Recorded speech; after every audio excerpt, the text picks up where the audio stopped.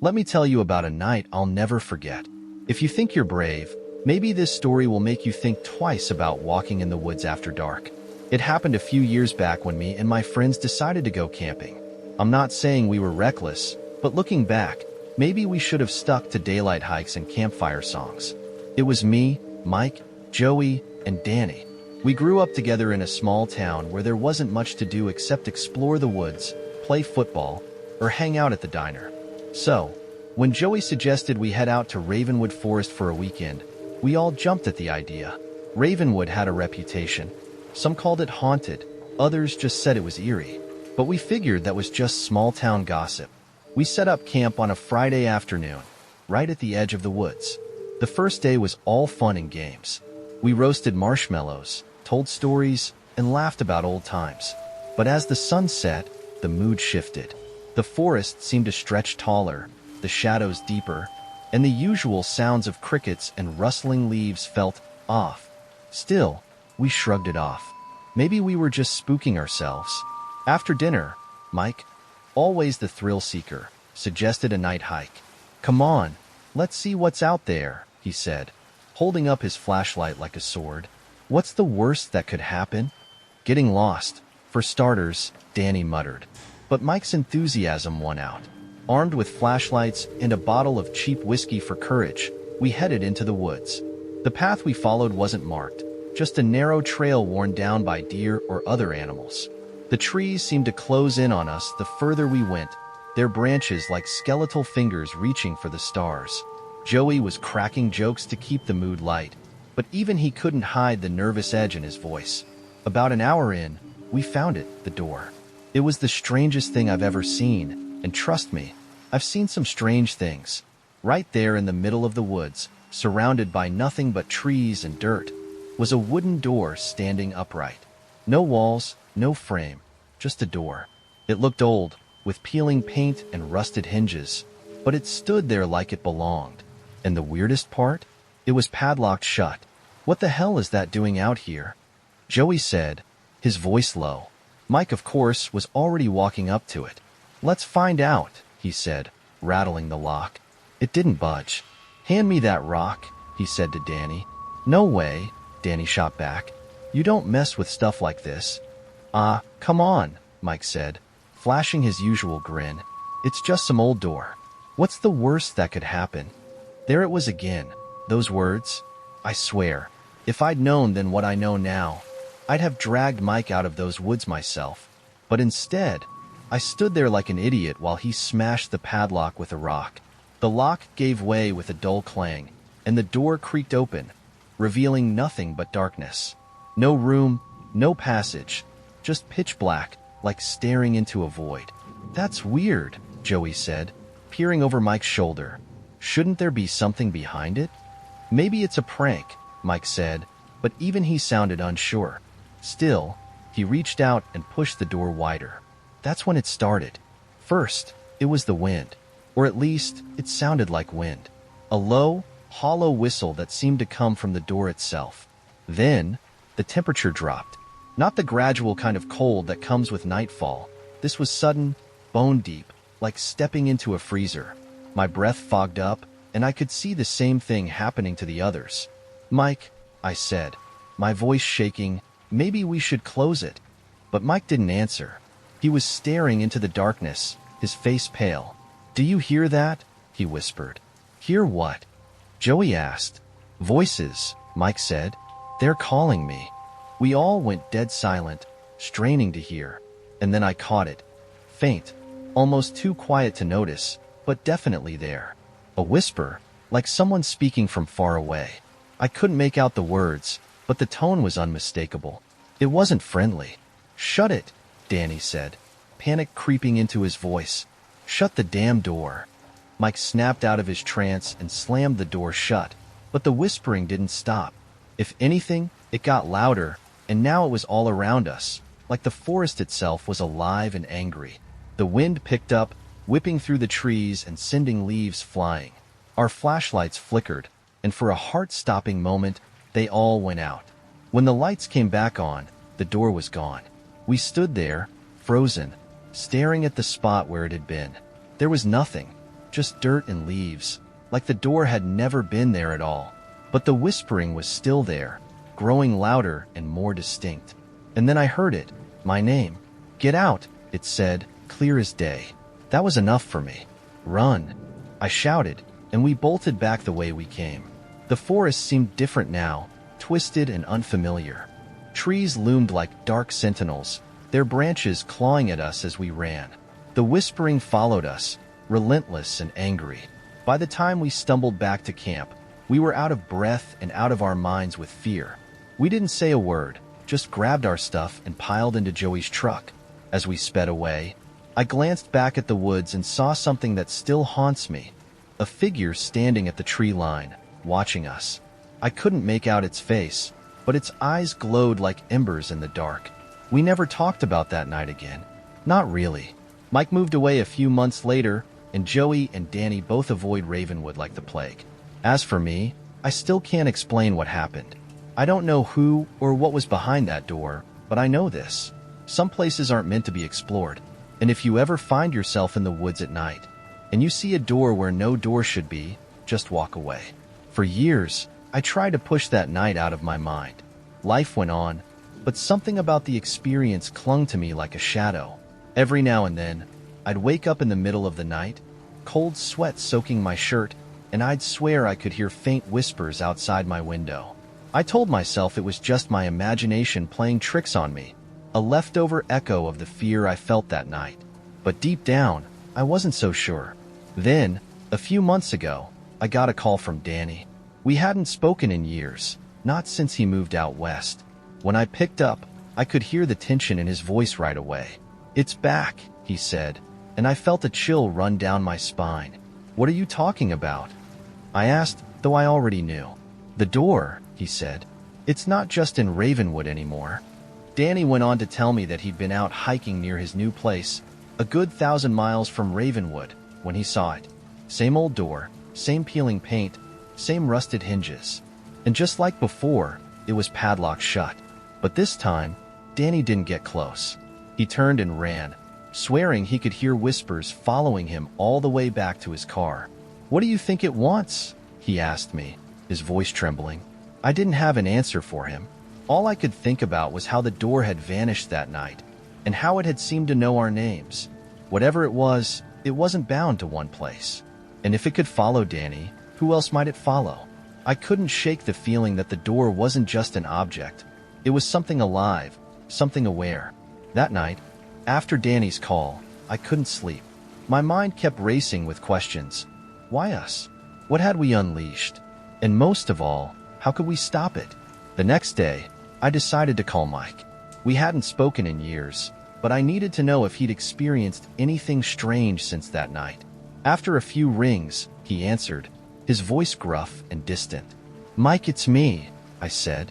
"We need to talk about the door." There was a long pause on the other end of the line. Finally, he said, "I was hoping I'd never hear from you about that again.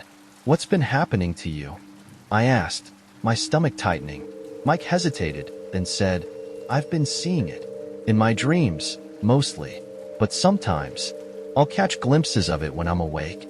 In reflections, shadows, places it shouldn't be." I felt a cold knot form in my chest. "Have you tried anything? To make it stop?" "Yeah," he said, his voice bitter. "I moved halfway across the country, threw out everything I owned that reminded me of that night. It didn't help. You can't run from it." His words hit me like a punch to the gut. If Mike, the bravest of us, couldn't escape it, what hope did the rest of us have? Still, I wasn't ready to give up. "Maybe we need to go back," I said, the words tasting bitter in my mouth. "Find it, figure out what it wants." Mike's laugh was hollow, almost mocking. "Go back? You're out of your damn mind. We barely made it out alive the first time. You want to poke the bear again?" "I don't want to, but what choice do we have?" I argued. "It's not going away, Mike. Not for you, not for Danny, not for me. What if it finds Joey next? Or someone else? We have to end this." There was silence on the line for a long time before Mike spoke again, his voice quieter now.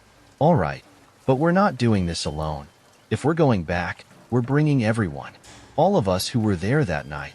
It took a week to get everyone on board. Joey was the hardest to convince. "You're crazy if you think I'm setting foot back in those woods," he said when I called.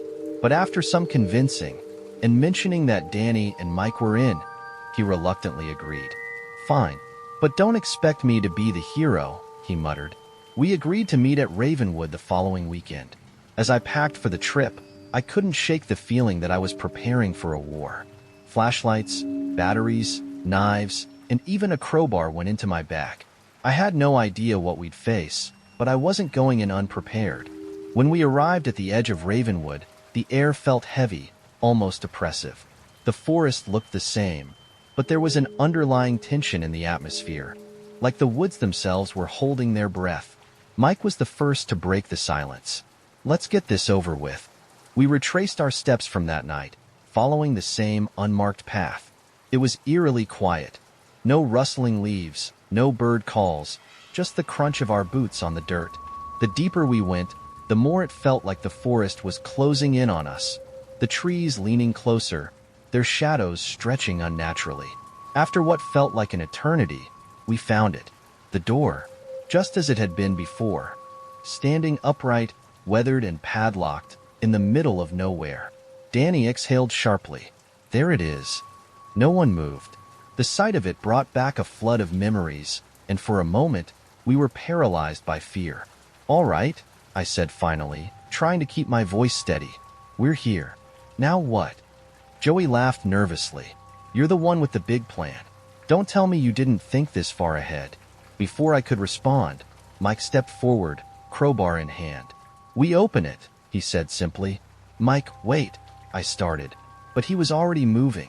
With one powerful swing, he smashed the padlock, which fell to the ground with a metallic clink.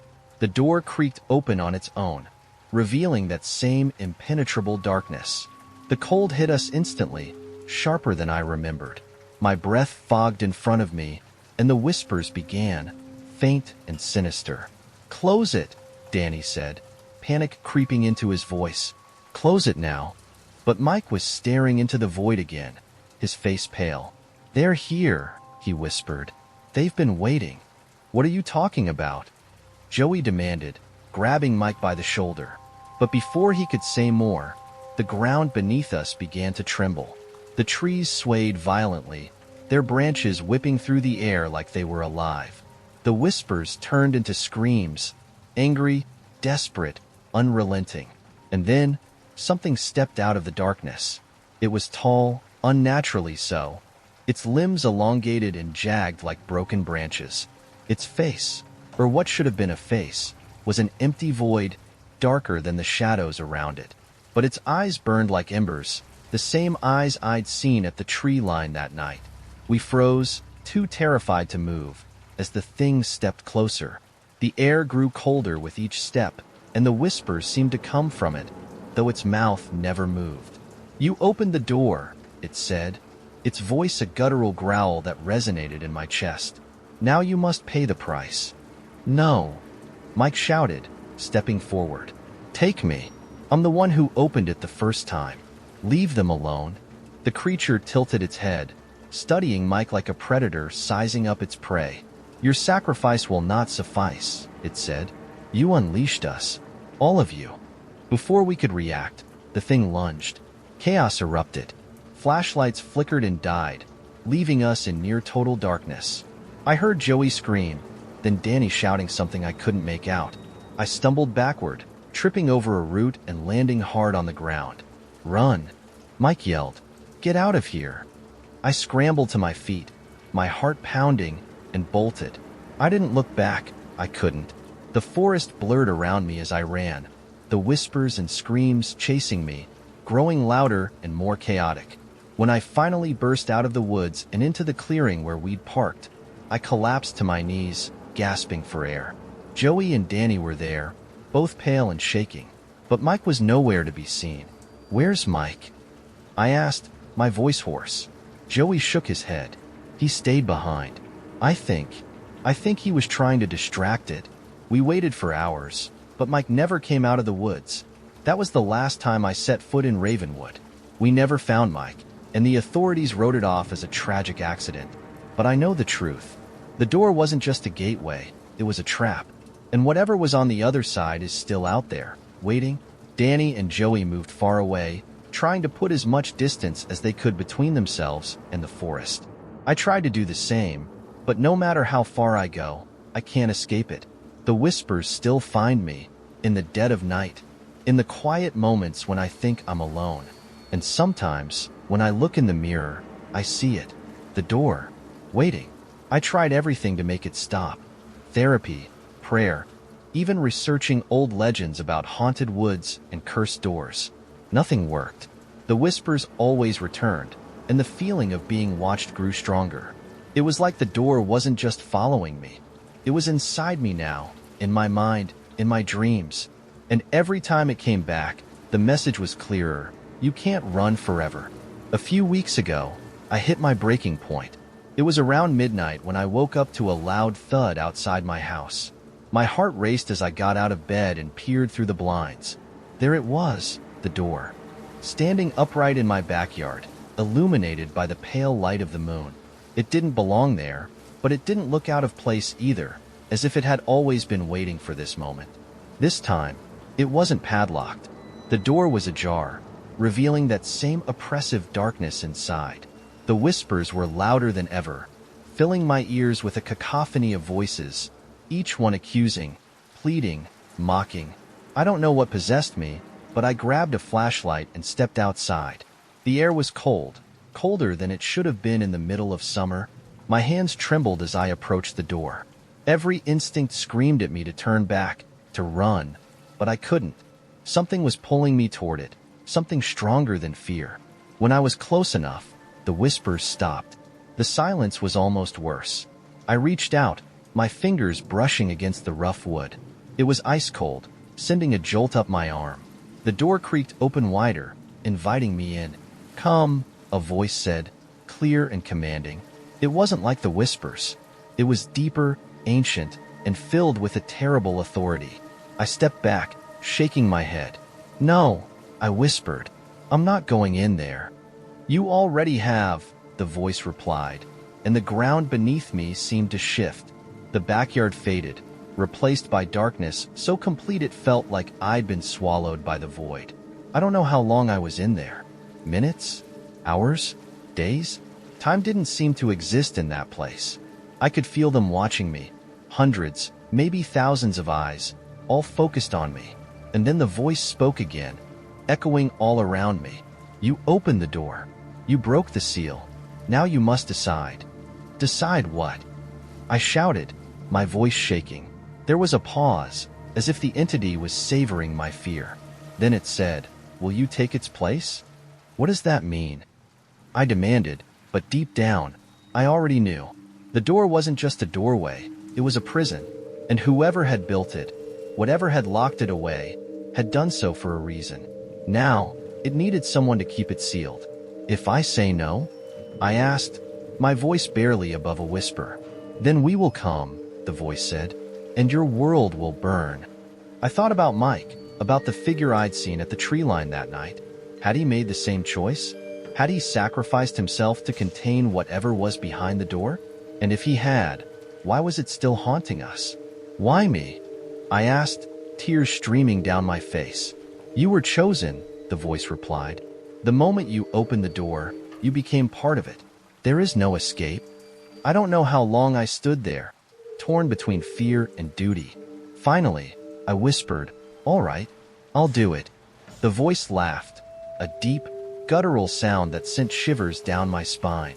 So be it. The next thing I knew, I was back in my backyard. The door was gone, and the whispers had stopped, but something had changed. I could feel it inside me, a weight, a presence. The door wasn't just a thing anymore. It was part of me, and I was part of it. Since that night, I felt the pull. I know I'm bound to the door now, wherever it appears. I can feel it calling me, warning me when it's about to open again. I don't know how long I can keep it contained, but I'll do whatever it takes. If you're reading this, and you ever find a door where no door should be, heed my warning. Don't open it. Don't touch it. Don't even look at it. Because if you do, it won't just be the door that follows you. It'll be me. The days since that night have been a blur. I've tried to live a normal life, tried to ignore the creeping presence that seems to always be there, lurking just beneath the surface. But no matter how much I push it down, it's never far from my thoughts.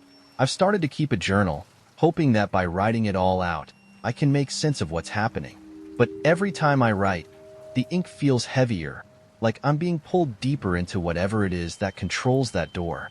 It's been a week since the last time I saw it, and every night, I can feel the door getting closer. The whispers are still there, faint and distant, but I know they're building to something.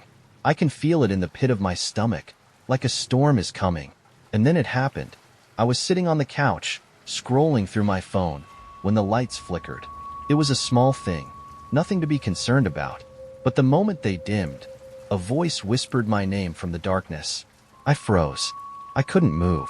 The air grew cold, colder than it had been in days, until I could see my breath in front of me. The room, once familiar, seemed to stretch and warp, the edges of reality bending as though something was slipping through from the other side. I stood up, heart hammering, and stepped toward the front door. As I reached for the handle, I froze again. There, in the corner of the living room, was the door. It wasn't in the backyard this time. It wasn't even outside. It was standing right there in my house, in my living room.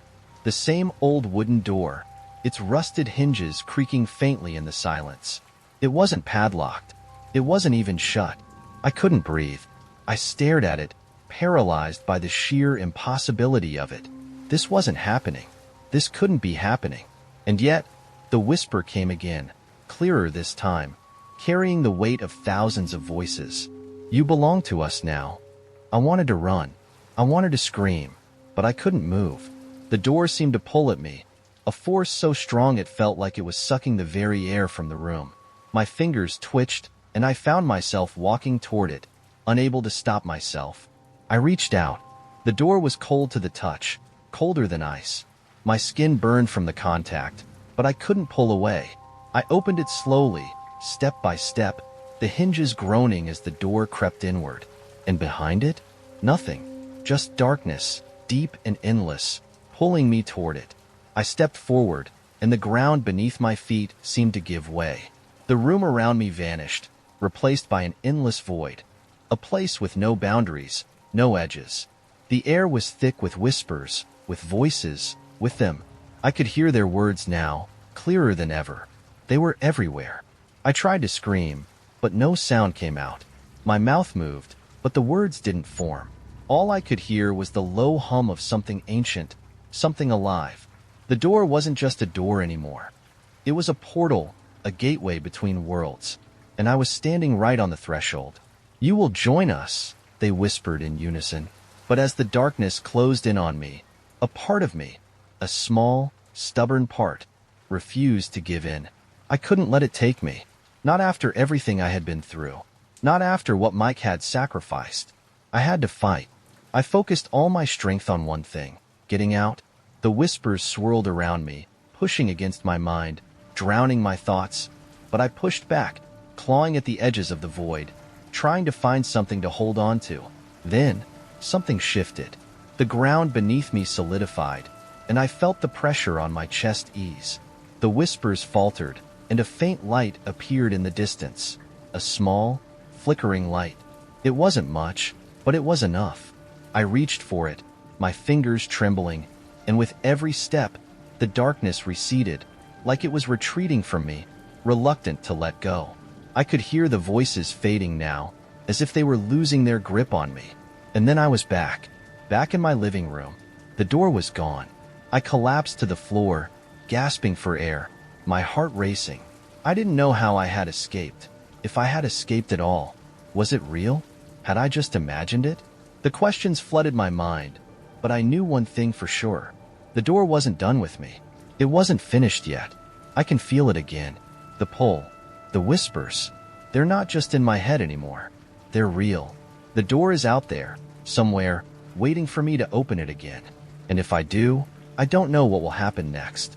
But I know one thing. I won't be alone. The door is coming for all of us.